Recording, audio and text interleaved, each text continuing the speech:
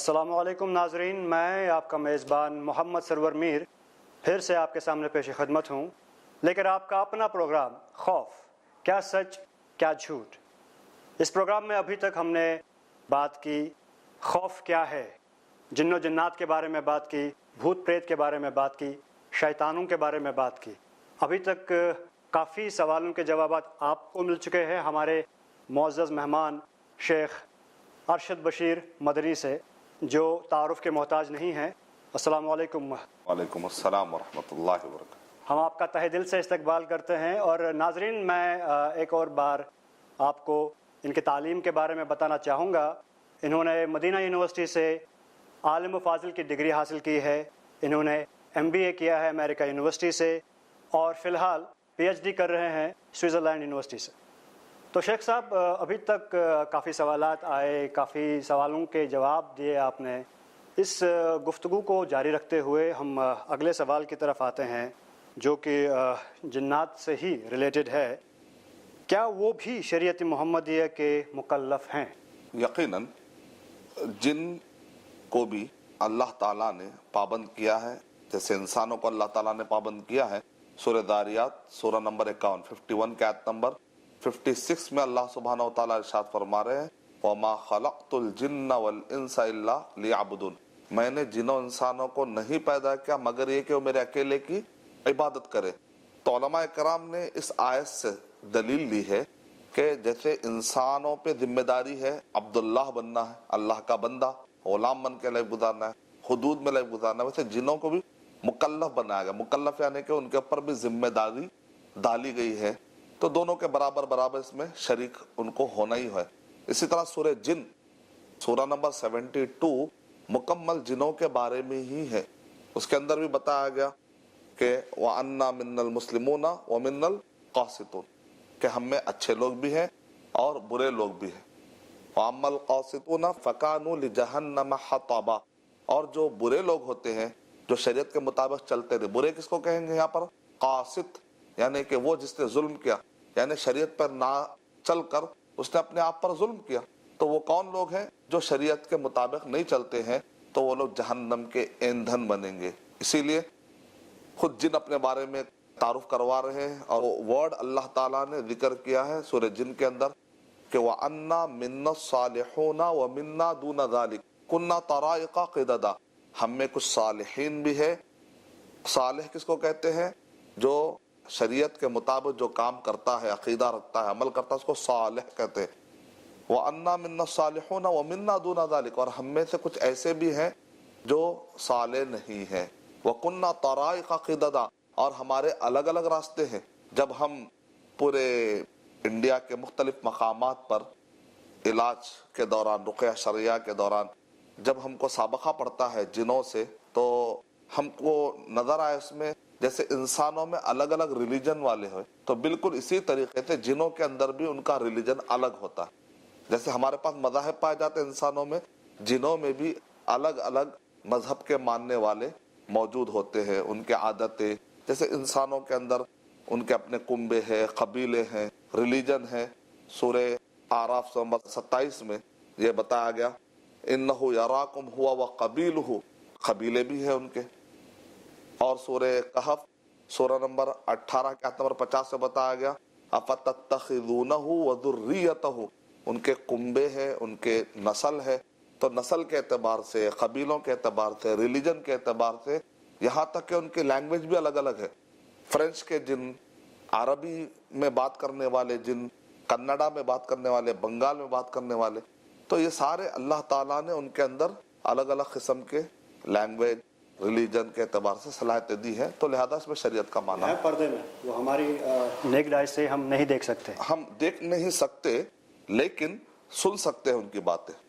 جب ایک انسان کے اندر جب جن آتا ہے، انشاءاللہ اس پر تو ہمارے مستقل ایپیسوڈ ہونے والے ہیں، کہ بہت سارے لوگوں کو اس بارے میں علم نہیں ہوتا کہ انسان کے اندر بھی جن جاتا ہے کیا نہیں جاتا ہے، تو اس کے بہت سارے عقلی سوالات ہیں لوگوں کے۔ انشاءاللہ ہم عقلی طور پہ مکمل اس کے جوابات دیں گے، اور اس سے پہلے ہم شرعی دلائل دیں گے انشاءاللہ، قرآن میں اور حدیث میں بھی جو دلیلیں ہیں وہ تو ہم دیں گے۔ تو انسان کے جسم میں جب جاتا ہے، تو انسان جب بات کرتا ہے تو جن بات کرتا ہے، انسان کی زبان استعمال کر کے جن بات کرتا ہے، تو انسان کی آواز دیکھنے میں وہ عورت ہے، لیکن مان لیجئے اس کے اندر مرد جن ہے، تو ہم کو مرد کی آواز آتی.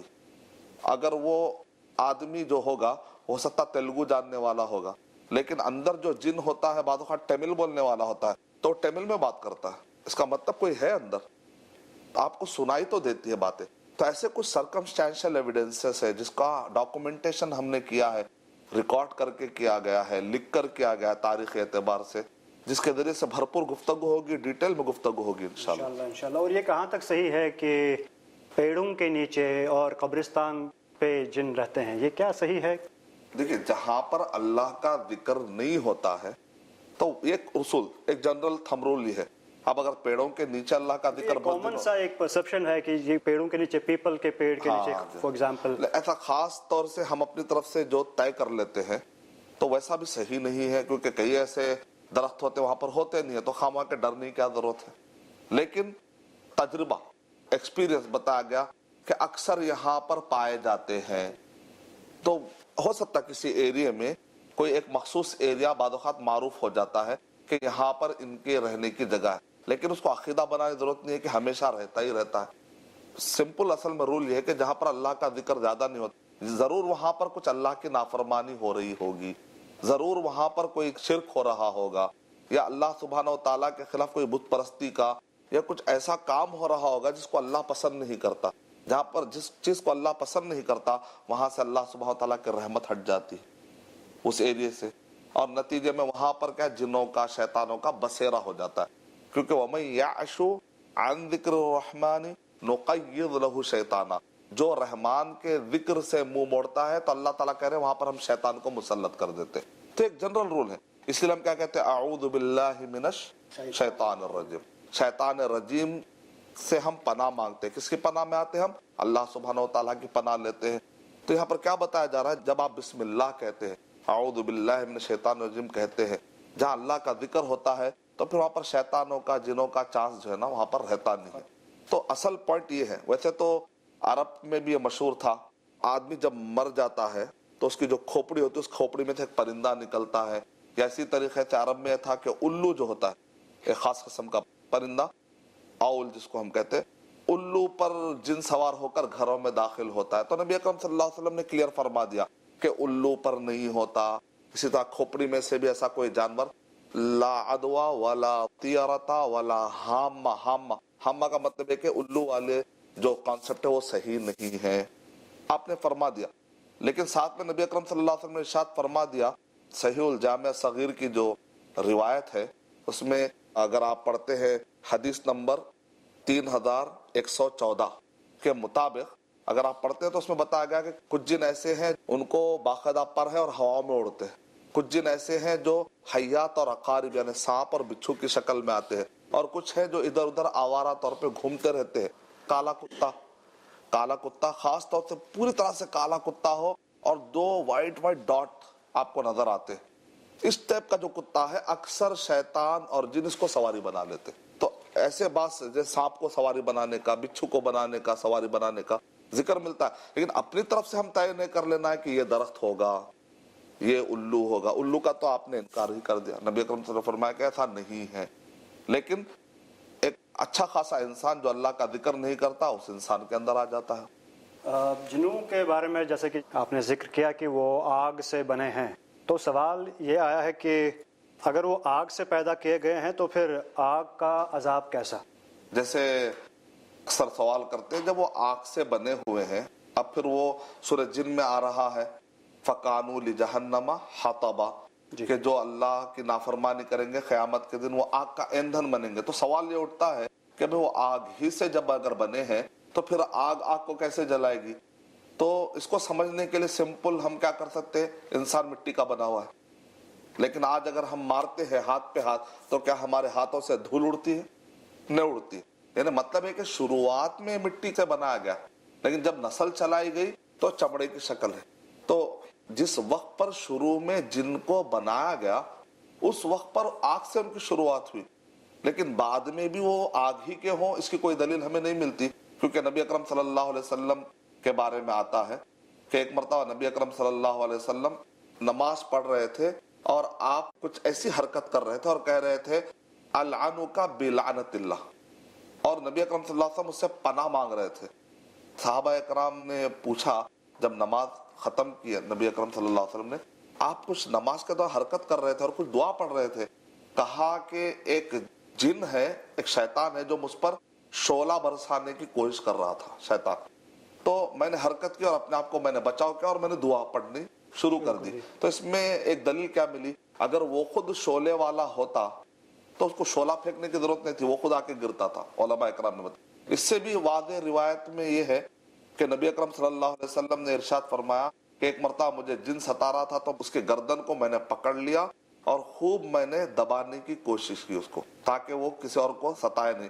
اور میری خواہش تھی کہ میں اس کو باندھوں تاکہ انصار کے بچے اس سے کھیلے بعد میں. لیکن مجھے یاد آئی لولا دعوت سلیمان، لیکن سلیمان علیہ السلام کی دعا مجھے یاد آ گئی. وہ دعا کیا ہے؟ وَهَبْ لِي مُلْكًا لَا يَنبَغِي لِأَحَدٍ مِّن بَعْدِي، کہ اللہ تو مجھے ایسی حکومت دے اور ایسی مجھے تو عطا کر طاقت کہ پھر ویسی بادشاہت پھر میرے بعد کسی کو نہیں ملنی چاہیے. جیسے نبی اکرم صلی اللہ علیہ وسلم نے کہا کہ مجھے دعا یاد آ گئی، میں نے اس جن کو چھوڑ دیا. لیکن جس وقت پر میں اس کی گردن دبا رہا تھا تو اس کا لعاب میرے ہاتھ پر آیا اور وہ برف کی طرح ٹھنڈا تھا. اس سے کیا پتا چلا؟ ہے تو آگ کا بنا ہوا، لیکن اس کا جو لعاب نکل رہا ہے کہ میں نے اس کی ٹھنڈک کو میں نے محسوس کیا. تو اس کا مطلب یہ ہے کہ ہمیشہ وہ آگ کے رہیں گے ایسا قرآن و حدیث میں کہیں بھی نہیں آیا. شروعات میں جیسے انسان کی شروعات مٹی کی ہے، لیکن آج اگر اس کو ماریں گے تو کوئی دھول نہیں اڑتی انسان سے. تو ویسے ہی جن کی جو شروعات ہے، شیطان کی جو شروعات ہے، وہ نار ہے، نار سموم ہے، یا وہ مارج من نار ہے. یہ سارے الفاظ آگ سے ریلیٹڈ الفاظ ہمیں ملتے ہیں.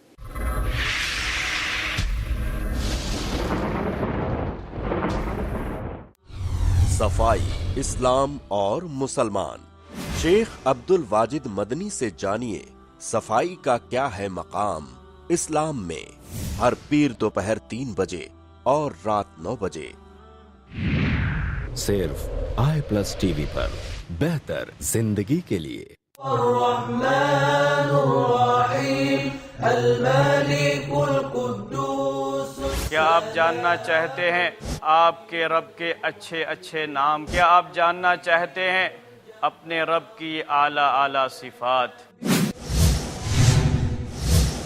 اللہ سبحانہ و تعالی کے اسماء حسنی. جانیے شیخ نور الحسن مدنی کے ساتھ اللہ تعالی کے مبارک و پاک ناموں اور صفات کی خصوصیات. ہر سنیچر رات 8 بجے صرف i+ ٹی وی پر. بہتر زندگی کے لیے.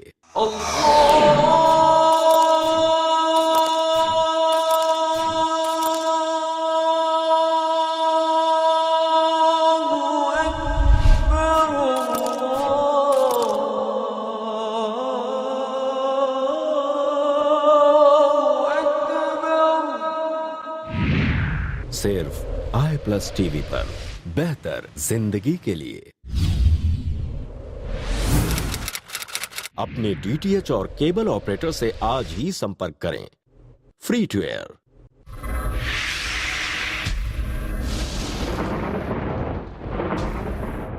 جیسے کہ ہم ہے مطلب راہ راست پہ ہے ماشاءاللہ، تو دوسرے مذاہب کے لوگوں کو دعوت دیتے ہیں، ان کو انفارم کرتے ہیں، بتاتے ہیں کہ راہ راست کیا ہے.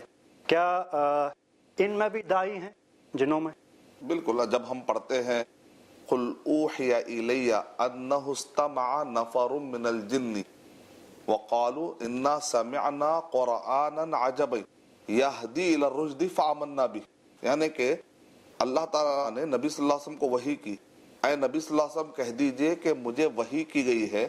کیا وحی کی گئی؟